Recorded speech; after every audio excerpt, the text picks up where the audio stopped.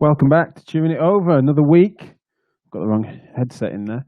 Hopefully you can hear me okay. Drop your comments if you can hear us. If you're joining us first time, again, whatever it might be. Hope you enjoyed our fancy intro. I'm getting used to that now.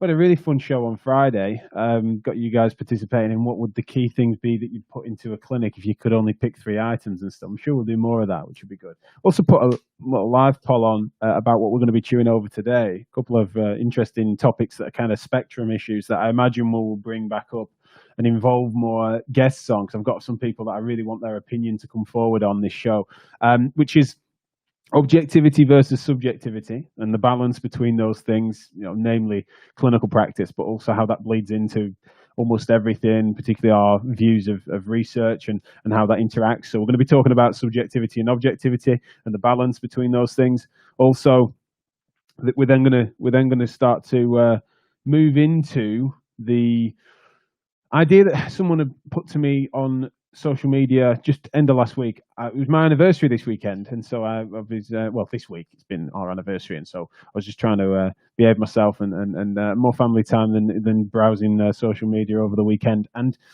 one of the things that came through was this interesting point about does the overlap and the association between MSK practice and sport, does that help or hinder? And that is something that the context is everything there. Because I think there's areas in which it helps, areas in which it hinders. And I really want to get stuck into that for you. So there's 2 questions if you fancy giving them early doors. I really want to get your opinions on.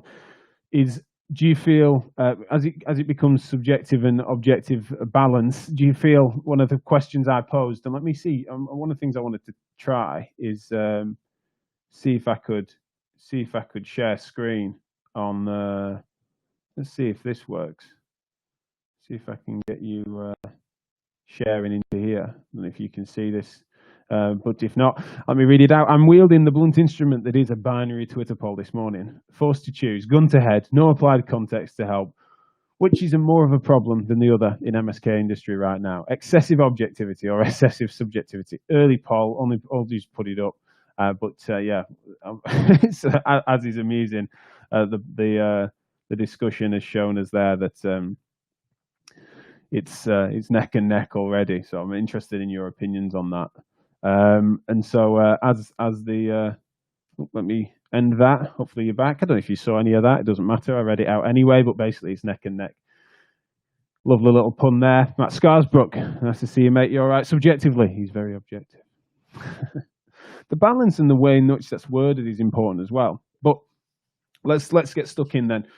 But the 2 things that I want you to pass comment on if you're listening live, but also after the fact. There's lots of people that are joining us and listening to this in the evenings or the morning commutes, which has been really nice. I want your feedback as to whether you feel how you feel things are balanced. Is the world being too subjective? Is the world being too objective? Where are the mistakes? In what context do you feel it's most appropriate? So I'm interested in your thoughts really as to that. And obviously this Twitter binary is really silly because the context is really important as to whether or not something's excessively subjective or objective. But defining the terms is probably useful. So I'm interested in your thoughts on that, as well as then later in the show, we're going to talk a little bit about is it help or a hindrance, the associations between MSK and sport, and where can it be a negative or a positive? So get your opinions in on that. I'd be really interested in your thoughts. But excuse me.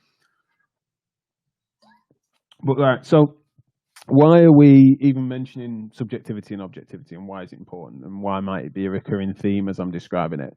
I think one of the reasons is that it seems to be that in our industry or clinically in healthcare, there's been a rightful justification of subjectivity being something that is super important on assessment, because of course the narrative that you're able to elicit from a patient is rightly being lauded as being a primary. If you were to just objectively assess someone that you weren't then talking to or hadn't really teased out any sort of history from, then the limitations of objective testing in a special test sense in MSK, or even if we take it outside of an MSK context, you're not necessarily getting the understanding. If you were to just sort of lay your hands or use your eyes or assess someone without talking to them, it's hugely limited. And so, rightly so, the subjective history taking of a patient is something that is given a real primary role, and people argue that and then the pattern recognition that comes for it is your objective assessment would be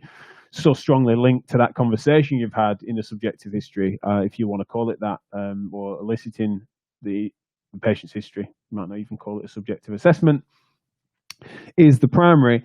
But that's not necessarily what that question is about, whether or not the industry at large is being subjective. So another example whereby, so in my first example, subjective history taking, certainly taking a primary over objective, or being front and center of your care delivery and why it should come first, is fair. But then the main issue that people seem to want to me to discuss, and why I think it'll be a recurrent theme, is because there are people that argue that the industry at large is being too subjective, in that it's sort of being gut thrusting, and that it's sort of biased in an opinion rather than fact, or that instincts, be that clinical or elsewhere, people's opinions are just in a situation where they are laying that through.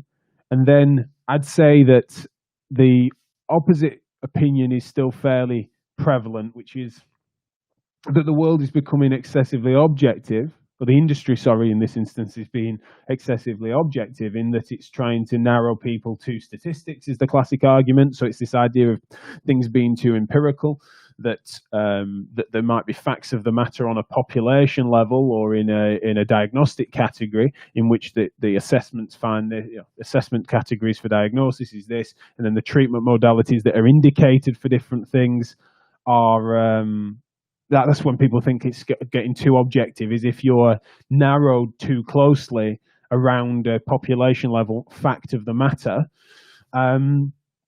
And some people feel that way. Now, taken too far, and in another example on a clinical level, is that excessive subjectivity might mean that someone is open to literally anything in a treatment sense, right? So let's just park assessment for a second. And say, and some lovely comments coming in, I noticed there as well. Mike and Matt are having a bit of a back and forth about it, and Mike's separated off assessment and treatment. We'll come back to that in a second.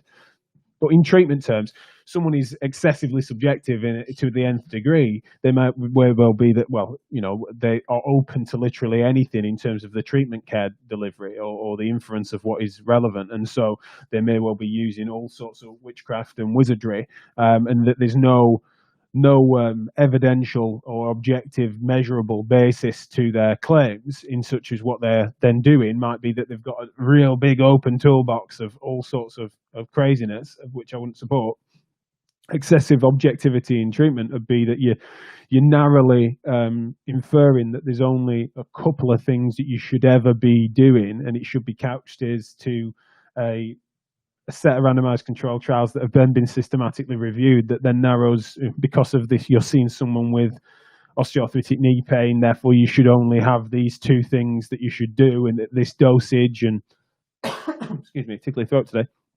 That would be an example of excessive objectivity as I'm describing it. Now, this plays out really interestingly. I'm going to bring some comments in, because they're brilliant comments, in a second.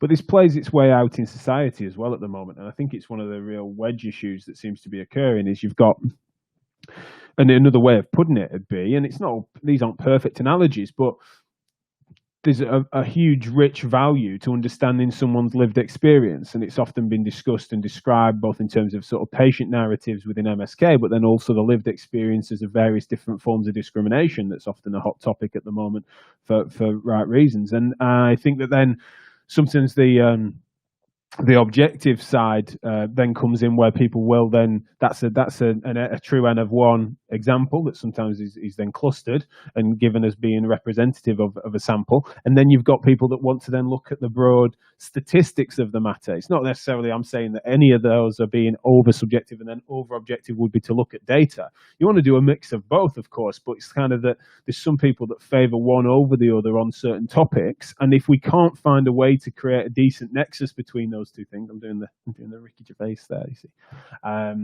a good mix of those two things, then we are completely screwed. as a society, I mean, it sounds dramatic, doesn't it? But never mind the MSK industry. If we can't recognize the value of understanding someone's experience in a certain circumstance and then how that's made them feel and how that's relevant, but we also can't recognize the way in which the statistics play out to know if that's representative or not. If we can't have that conversation, we are so screwed. So anyway, back to clinical comments, but I certainly want your opinions, and the reason I'm shoehorning that in before I bring some of these comments out that are coming in on Facebook and on Periscope. So thanks, and please do share more comments if you can. Is that I want your opinion as to whether or not I'm thinking that the clinical is relevant. It's only relevant to the clinical, or am I right in thinking we're struggling and talking past each other on the broader level as well as a society, where some people are wanting to sort of lean just on the subjective lived experience, and then others are wanting to lean only on the sort of population level data, and that they're talking past each other. I feel like I'm recognizing that more and more. Right, Mike James had said, on assessment, he feels that we're being too objective. On treatment, too subjective. So that's brilliant. I think it gets unpacked a little bit later. Matt Scarsbrook has then said he feels there's a great move forward, in his opinion, for a sector. Oh no, he's adding to a previous comment. I've mixed these up, sorry. So he said, being a bit more serious than his first, subjectively, I'm being very objective is what he first said. But being a bit more serious, I'd say that our area of work, which is soft tissue therapy, is becoming far more focused on subjective assessment and moving away from the older objectivity around biomechanics and more into the client's experience around their pain and function. And that's what he was saying he feels would be a positive move forward in his sector. And I would agree with that as well. I mean, it's interesting though, isn't it? Because leaning into the subjective assessment might have been come to through more objective analyses of the science. That then means that we now understand the mechanisms of effect underneath interventions that makes people realise that they need to move away from it. So these are all interlinked, and I'm not underestimating that for a second. But yeah, thanks a lot for your comments, Matt and Mike. This is where another great point here from Mike. He's then said, industry at large, he thinks is 40% too objective, 40% too subjective, and 20% is a happy balance of both. I think that's a fair game of thirds there. With the only 20% he's saying have got a happy balance. I think that's fair. I think it fascinates me though that in each of those camps, at the moment, I would say that there's some that really feel that the other side is the one that they're doing the crimes, and I feel like that is something that is a really narrow way of looking at things, and I feel that that's where that conversation breakdown that I'm concerned about, not just in our industry but broadly, makes a massive difference. Is that if people are making somewhat polarized mistakes, it's not like they're making the same mistake or they're making associated mistakes that end up in a very different place. If they can't find a way to convince each other of a middle ground, or we can't come from the center and persuade people towards each other and into a sensible balance, then we're in some trouble, because there's some real validity to both, right? If you get carried away on either of those themes on a spectrum, then that is going to be, I think, is certainly a real recipe for poor practice in a clinical level. And then, broadly speaking, it's a real breakdown in sense making and civil discourse if we can't find a way to speak at least a similar language, or at least value those two things, valuing someone's lived experience subjectively as well as the objective data that might surround that theme or topic. I feel like it's super important.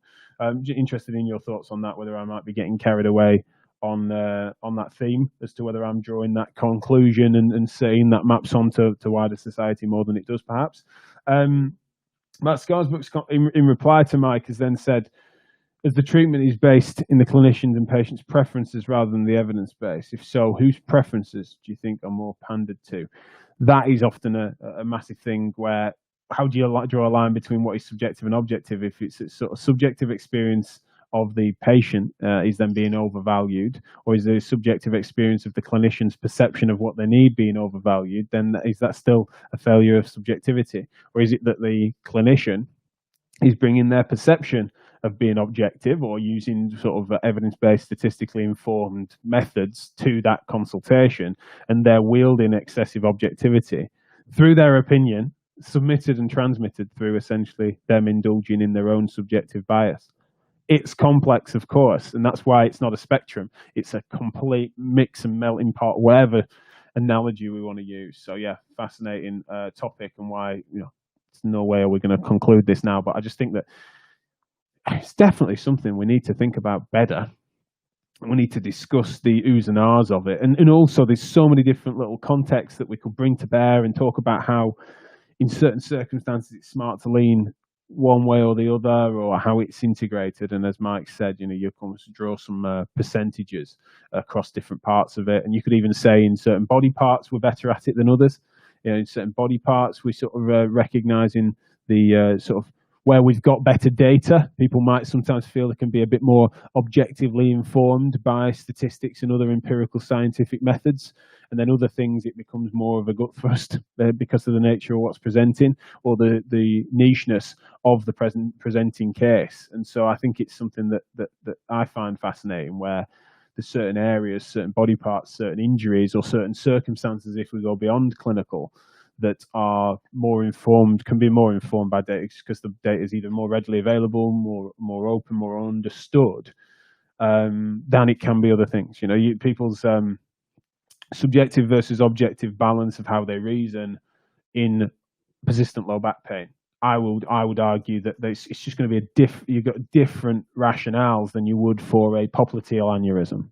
Someone comes in presenting with posterior knee pain, and your suspicion of a popliteal aneurysm, you're going to be granted just reasoning with the data that you're going to be bringing to bear, statistical data that you're going to be bringing to bear on that, in terms of what the known treatments are. Well, in this instance, imagining you're a clinician that therefore has a plethora of different treatment options in both instances, which you wouldn't. And the latter part, of course, if you're suspicious of that, you'd be moving it on. But say you were someone that, for a thought experiment, had options of treating those things. One is just much more common, and therefore common in the literature, than it is the other. And so recognition, apart from that, you know, you may well be limited in terms of your understanding of what it is that will happen. Say you're moving that patient on to see a vascular consultant or A&E.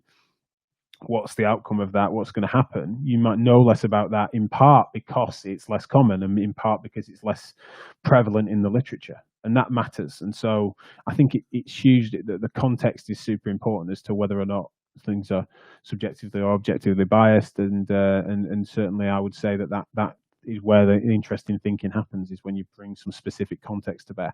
So second thing I wanted to chat about today, I really love your opinion on. I mentioned it at the start for those that have been watching live, and I really do want your take on this, because it's another one where the context is king.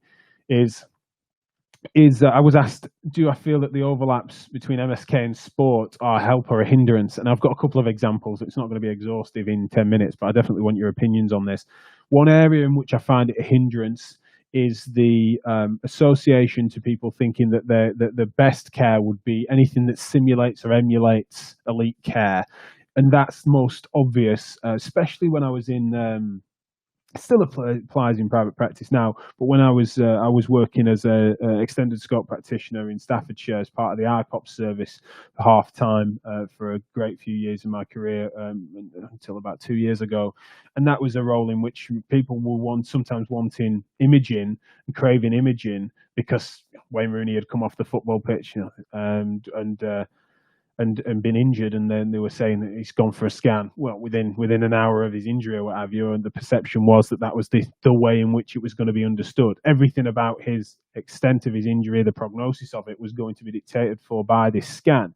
Meant that the patients will then sometimes crave that and assume that the only reason that they're not being compliant, that we're not being compliant as clinicians with that demand, is purely as a cost thing in the NHS or what have you. Or that anything less than Rooney's care and in every which way was purely a compromise. So that's the best, and then everything's down from that. And so I think that the association that people have, you know, lay people, amateur athletes, semi-professional athletes, will sometimes make leaps in that direction when their bodies are rather different in many ways to elite athletes. They're similar in many ways as well, of course. Same species usually. But I think it's relevant, and that's where an area where I feel that is a problem. It's not something that can be corrected easily, but it's definitely a problem. On the other side, where it has helped is that our aspiring to functional and rehabilitation in using analogies that then help people understand. I noticed my signals dropped off there. Apologies if I'm glitching. This uploaded to all podcasts and stuff, and the recording glitched. If you're not getting me now, then but yeah, the area in which I think it's is that in examples of moving through an area of being incapable through to being capable, or less capable, to then improving their own function. I would say sporting overlaps with MSK and official is certainly, you can use those, can understand marathon, not a sprint, even as people can, the fact that you try to adapt over time to be able to do tasks, one size or low, or just exertional strategies as a means of care. That's probably helpful to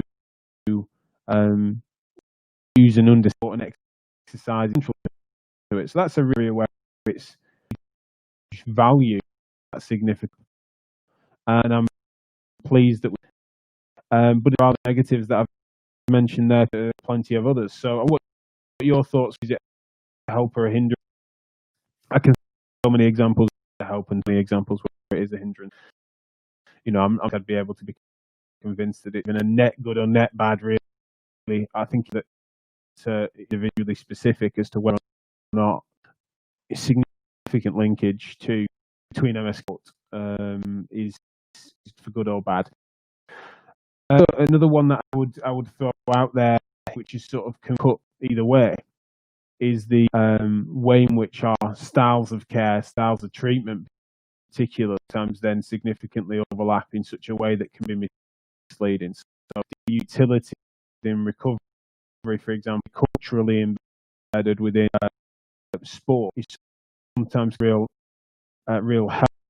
People can associate a process of natural, a relaxed that maps onto sort of social norms. And then the other side, sometimes people that you're almost doing some sort of specific tissue preparation, or that the mechanism of effect underneath the massage intervention that gets associated to sport. So things like lactic acid flushing, or realigning muscle fibers ahead of an event, and things like that can sometimes be really misleading and sort of corrupt people's thinking as to, because of that association between sort of sport and MSK. And so it can be good. It can be for good and for bad, even within the same context, which is fascinating. So yeah, I'm interested in what your thoughts are. It looks like my signal's improved. I'm sorry if any of you lost me there.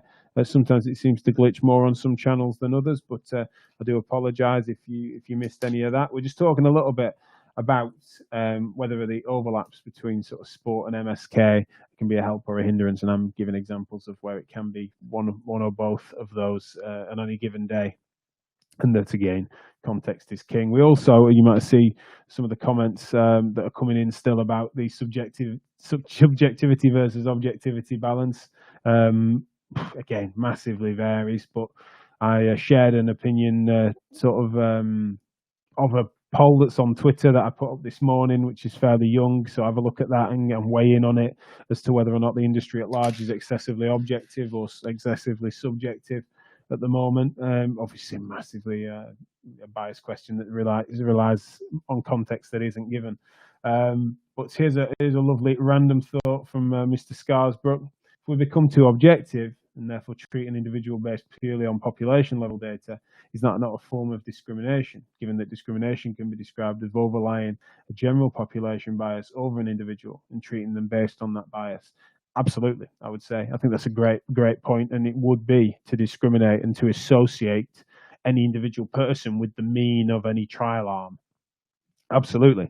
Now, one of the things that's interesting, though, is that when studied, there's been an argument for a long time with regards to population data, well, not population data, let's say trial data, whereby it's then suggested that the people in the tails of any distribution, so around the mean, that it's then you're going to have really poor responders, really hyper responders. If only you could find the people that then are poor responders, understand their characteristics, and therefore understand the people that have responded really well to an intervention, that the mean might therefore be under a p-value that means that it wouldn't be considered to be a beneficial intervention.